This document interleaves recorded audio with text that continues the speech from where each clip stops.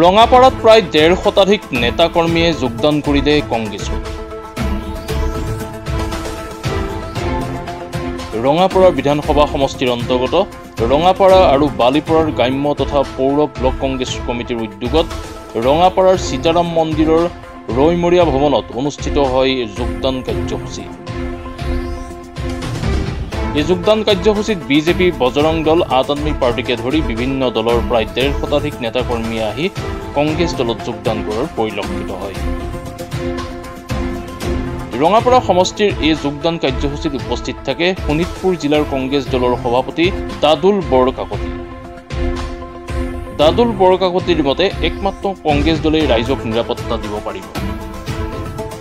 বাকী আৰু ফকিত চলাৰ বিজেপি দলে ৰাইজৰ নিৰাপত্তা দিব নোৱাৰে, যাৰ বাবে আজি পুনৰ এইসকল লোক কংগ্ৰেছ দলত যোগদান কৰিছে বুলিও এক গুৰুত্বপূৰ্ণ মন্তব্য কৰে।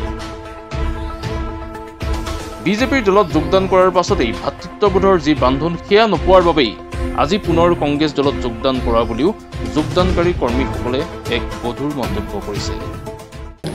এইটোৱে ক'ম যে আমাৰ কংগ্ৰেছ দলত আমি যোনটো বস্তু পাইছোঁ সেইটো আমি বিজেপিত গৈ কিনে আমি এইটো বস্তু পোৱা নাই। যিহেতু এটা মানে কংগ্ৰেছত আমাৰ ভাতৃ দাদাৰ নিচিনা এটা যোনটো সম্পৰ্ক বনিছিল, বিজেপিত আমি সোমাই কিনে অথচ আমি বিজেপি হৈ কাম কৰিব বিচাৰিছিলোঁ, কিন্তু আমি সেইটো পোৱা নাই। সেইটো বস্তু মানে আমি কাৰণ ৰাইজৰ বাবে কাম কৰিব ওলাইছোঁ, আমি যুৱ প্ৰজন্ম, তো সেইকাৰণে এই কামটো কৰিবলৈ আমি মানে পোৱা নাই। তো সেই তেখেতে আমি যোনটো কংগ্ৰেছ দল হৈ যোনটো বস্তু পাই আছিলোঁ, বিজেপিত ভাবিছিলোঁ গৈ কিনে কৰিম কিবা এটা, সেইটো পোৱা নাই। সেইকাৰণে আমি আকৌ পুৰণি দলত আহি কিনে আমি চবে একেলগ হৈ কিনে যাতে আমি কংগ্ৰেছ পাৰ্টিক জয়যুক্ত কৰিব পাৰোঁ আৰু মানুহৰ বাবে কাম কৰিব পাৰোঁ, সেইকাৰণে আমি আজি আকৌ কংগ্ৰেছ দলত আহিছোঁ।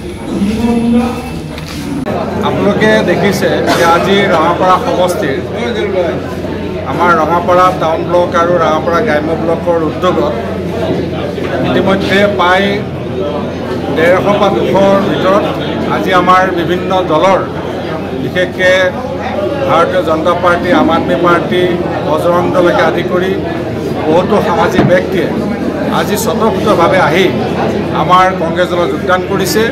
আজি আমি সকলোকে স্বাগতম জনাইছোঁ। আপোনালোকে ইতিমধ্যে দেখিছে যে আমাৰ ইয়াত আমাৰ নেতা কাৰ্তিক ডাঙৰীয়া, আমাৰ ব্লক কংগ্ৰেছৰ দুগৰাকী প্ৰেচিডেণ্টৰ নেতৃত্বত আজি তেওঁলোকে আহি ইয়াত আমাৰ যোগদান কৰিছে। আমি তেওঁলোকক স্বাগতম জনাইছোঁ, কাৰণ তেওঁলোকে বুজি পাইছে যে কেৱল মাত্ৰ আমাৰ এই ভাৰতীয় জাতীয় কংগ্ৰেছেহে আজি ৰাইজক নিৰাপত্তা দিব পাৰিব। আজি বিজেপি দলৰ বহুতো কৰ্মী আহিছে, আপোনালোকে নিশ্চয় দেখা পাইছে, কাৰণ তেখেতসকলে যি সপোন লৈ গৈছিলে বিজেপি দলত তেওঁলোকে সেইবিলাক নাপালে। কাৰণ আজি তেওঁলোকে গম পাইছে কেৱল বিজেপি চৰকাৰখন বাকী চলা চৰকাৰ, দুখীয়া শোষণ কৰি চলা চৰকাৰ, আৰু সেইকাৰণে আজি সকলোৱে মুক্তি বিচাৰি আজি আমাৰ জাতীয় কংগ্ৰেছত যোগদান কৰিছে। আমি সকলোকে স্বাগতম জনাইছোঁ। উপযুক্তভাৱে তেওঁলোকক আমি সংস্থাপন দিম, তেওঁলোকক আমি দললৈ আজি আদৰণি জনাইছোঁ। আৰু মই ভাবোঁ এইটো আজি আমাৰ ৰঙাপাৰা সমষ্টিৰ কাৰণে শুভ লক্ষণ আৰু অসমৰ আমাৰ কংগ্ৰেছ দলৰ কাৰণেও শুভ লক্ষণ। উচ্চ পৰ্যায়ৰ লোক আছে নেকি?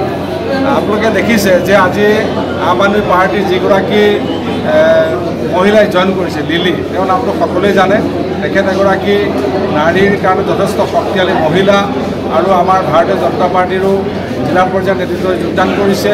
আৰু বিশেষকৈ আপোনালোকে দেখিছে টাউন কমিটিখনৰ, মই দেখিলোঁ টাউন আমাৰ যিটো পৌৰসভা এলেকা, ইয়াত যিসকলে সদায় আমাৰ টাউন ব্লকখন, আমাৰ টাউন কমিটিখন তেওঁলোকে নিৰ্বাচিত কৰি আহিছে, তাৰে আজি বেছি সংখ্যক প্ৰায় শতাধিক কৰ্মী আজি আমাৰ এই ভাৰতীয় জনতা পাৰ্টিৰ পৰা আহি আমাৰ কংগ্ৰেছ দলত যোগদান কৰিছে। মই আজি আপোনালোকক কথা দিছোঁ যে আহি থকা দিনত এই ৰঙাপাৰা যিখন আমাৰ পৌৰসভা, এইখন কংগ্ৰেছ দলে আমি গঠন কৰিম। এইটো আপোনালোক আজি আমি কথা দিছোঁ, কাৰণ আজি আপোনালোকে দেখিছে যে ইয়াত যিসকলে আমাৰ ৰঙাপাৰা টাউনখনত তেওঁলোকে বসবাস কৰি আছে, যিসকল ভোটাৰ, সেই ভোটাৰ সংখ্যক যথেষ্ট সংখ্যকে আহি আমাৰ দলত যোগদান কৰিছে।